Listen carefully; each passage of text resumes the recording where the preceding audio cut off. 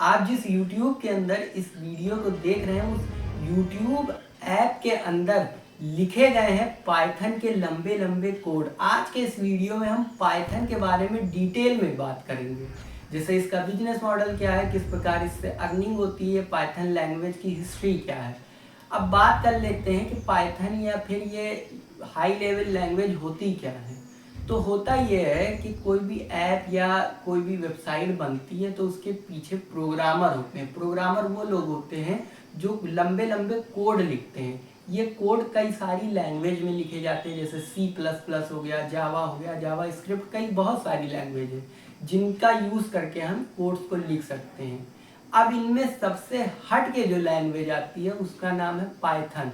Python machine learning और AI के लिए जो है काफ़ी ज़्यादा यूज़फुल मानी जाती है। इसके लिए ये काफ़ी ज़्यादा फेमस है। वहीं वेब डेवलपमेंट के क्षेत्र में जावा स्क्रिप्ट, C++ ऐसी लैंग्वेज आती हैं। अब बात आती है कि पाइथन में अलग क्या चीज़ है। तो पाइथन की हिस्ट्री को जानते हैं तब समझ में आएगा कि ये अलग क्यों है। पाइथन को 1991 में गॉडियो वान रसम के द्वारा बनाया गया था। जब गॉडियो जो है नीदरलैंड के अंदर जो है काम कर रहे थे, उस दौरान में गॉडियो के दिमाग में एक ऐसी लैंग्वेज बनाने का आइडिया था जो रीड करने, समझने यानी कि, और साथ में टास्क अगर हम कोई कंप्यूटर को देते हैं तो उसको परफॉर्म करवाने के लिए काफ़ी इजी होनी चाहिए। इसी चीज़ पर इस पाइथन लैंग्वेज में जोर दिया गया था। C++, ABC, मॉड्यूला 3, इन कई सारी लैंग्वेज को मिलाया गया और इनके मेल से बनी एक नई लैंग्वेज जिसका नाम था पाइथन। अब पाइथन के अंदर सबसे बड़ी चीज़ पे जोर ये दिया गया कि किस तरह ये रीड करने में, टास्क परफॉर्म करने में आसान हो। साथ में एक चीज़ जिस पे विशेष गौर किया गया वो ये थी कि इसमें लॉजिकल कोड बिल्ड किए गए। जैसे प्रिंट अगर आप पाइथन में लिखते हैं तो उसका मतलब होता है छपना। रिटर्न लिखते हैं तो उसका मतलब जो है कोई भी चीज़ रिटर्न कर देना। तो पाइथन प्रोग्रामर को समझने के लिए आसान बनाई गई ताकि आराम से प्रोग्रामर प्रोग्रामिंग कर सके, कोई भी ऐप एप्लीकेशन आराम से बना सके। इस चीज़ पे जोर दिया गया। इसी के लिए 2008 में पाइथन का वर्जन 3.0 लॉन्च हुआ, जिसके अंदर पाइथन में बाकी सारी जो गड़बड़ियां आ रही थी उन सारी गड़बड़ियों को ठीक किया गया। पाइथन के डेवलपर्स जो हैं इनका काफ़ी बड़ा ग्रुप है।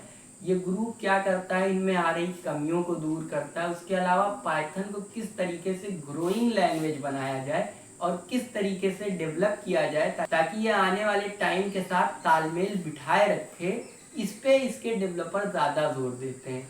पाइथन लैंग्वेज के द्वारा बनाए गए ऐसे ऐसे ऐप्स हैं जिनकी लिस्ट ही ख़त्म नहीं होगी। जैसे आप जिस YouTube में वीडियो देख रहे हैं इसकी प्रोग्रामिंग की गई है पाइथन के ज़रिए से। उसके अलावा इंस्टाग्राम की, नेटफ्लिक्स की, ऊबर की, और यहाँ तक कि नासा भी अपने डेटा स्ट्रक्चर और विजुअलाइजेशन के अंदर पाइथन का यूज़ करता है। पाइथन यही ऐप्स तक सीमित नहीं है, ये एआई एप्लीकेशन और एआई के एरिया में भी काफ़ी जो है एक्टिव रहता है। जैसे ओपन एआई हो गया या फेसबुक एआई रिसर्च हो गया, अमेजॉन एआई हो गया, गूगल डीप मैप हो गया, इन सारी एआई एप्लीकेशंस में भी पाइथन लैंग्वेज का यूज़ हुआ है। अब समझते हैं पाइथन को बिजनेस मॉडल के रूप में। डैंगो, फ्लास्क, ई कॉमर्स और कंटेंट मैनेजमेंट सिस्टम जैसे कई सारी एप्लीकेशंस, वेबसाइट्स क्या करती हैं, अपने वेब डेवलपमेंट के लिए पाइथन का यूज़ करती हैं। उसके अलावा अगर हम डेटा स्ट्रक्चर और विजुअलाइजेशन में बात करें तो पाइथन का पैंडाज मॉड्यूल जो है विजुअलाइजेशन और डेटा स्ट्रक्चर में काम में आता है।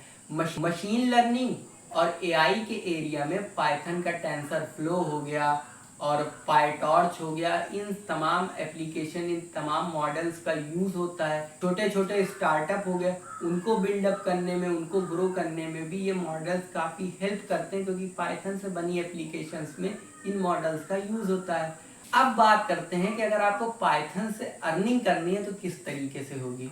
तो आप सॉफ्टवेयर डेवलपर की जॉब कर सकते हैं, फ्रीलांसिंग के ज़रिए पाइथन से अर्निंग कर सकते हैं। आप कहीं पाइथन की टीचिंग या कोचिंग करने लगिए, पाइथन आपने सीखा और उसकी टीचिंग और कोचिंग करके आप अर्निंग कर सकते हैं। उसके अलावा कोई पाइथन के लिए एक गाइड लिख दिए, कोई बुक लिख दिए, वो बुक और गाइड सेल होती है तो उससे आपकी पाइथन लैंग्वेज के ज़रिए से अर्निंग होगी। तो ये